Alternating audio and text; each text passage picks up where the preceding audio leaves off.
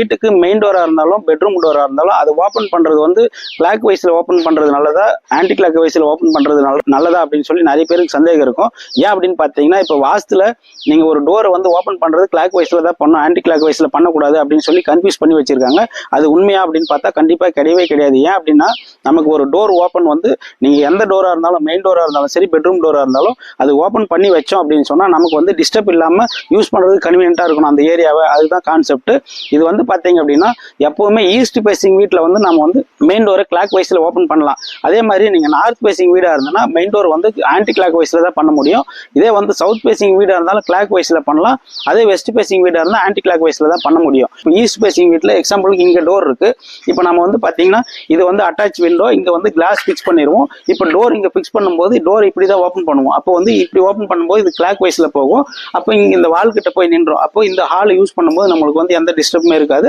அதனால வந்து இது கிளாக் வைஸ்ல வரும். இப்போ அதே மெயின் டோரை நார்த் பேசிங்ல வைக்கிறேன்னு சொன்னா இந்த கார்னர்ல வைக்கிற மாதிரி இருக்கும். அப்போ இந்த இடத்துல இருக்கிற டோரை நீங்க கிளாக் வைஸ்ல ஓப்பன் பண்ணா இது போய் ரூமுக்குள் சென்டர்ல நிற்கும். அப்போ வந்து பாத்தீங்கன்னா ரொம்ப டிஸ்டர்பா இருக்கும். ரூம் டோரா இருந்தாலும் மெயின் டோரா இருந்தாலும் ஓப்பன் பண்ணி வைக்கும் போது வால் கிட்ட போய் நிற்கும் போது நம்ம யூஸ் பண்றதுக்கு எந்த விதத்திலும் டிஸ்டர்ப் இல்லாம இருக்கும். வீட்டு அதாவது ரூமுக்கு சென்டர்ல போய் நின்றுச்சு அப்படின்னு சொன்னா அது வந்து டிஸ்டர்பா இருக்கும்.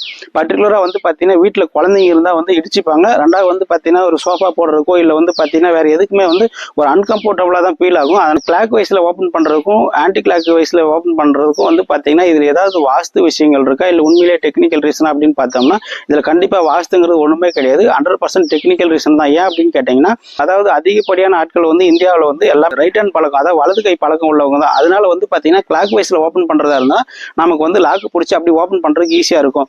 அதே வந்து ஆன்டி கிளாக் வைஸா இருந்தா இங்க இருந்து இப்படி ஓப்பன் பண்ற மாதிரி இருக்கும். அப்படிங்கறனால தான் வந்து பாத்தீங்கன்னா நமக்கு வந்து கிளாக் வைஸ்ல ஓப்பன் பண்ற மாதிரி வைங்கன்னு சொல்லியிருந்தாங்க. தவிர இதுல வந்து எந்த வாஸ்து ரீசனும் கிடையாது. அந்த மாதிரி பண்றதுனால வீட்டுக்கு ஆகாது அப்படிங்கறலாம் முழுக்க முழுக்க தவறான விஷயம். இந்த மாதிரி நிறைய டெக்னிக்கல் டிப்ஸ் வேணும் நம்ம சேனலை ஃபாலோ பண்ணுங்க, சப்ஸ்கிரைப் பண்ணுங்க. நன்றி. நான் சசிகுமார் சிவில் இன்ஜினியர்.